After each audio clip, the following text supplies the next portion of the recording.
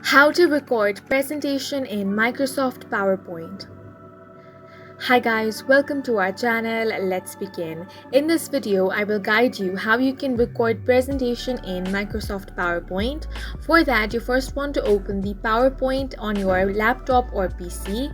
Now, you can either open an existing presentation or also create one. Once you have created the presentation and if you want to record it, all you have to do is select the option of record from the panel. Now from here, click on the record option.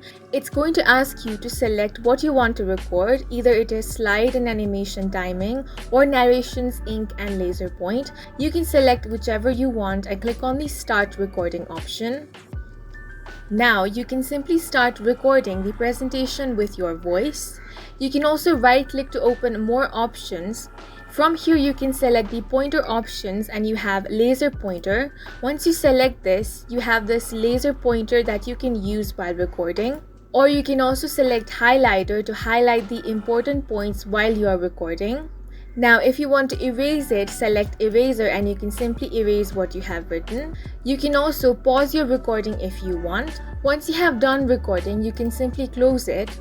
Now, you can save this recording as a show or also export to video. If you select save as show, you can simply select the destination where you want to save this file and click on the save option.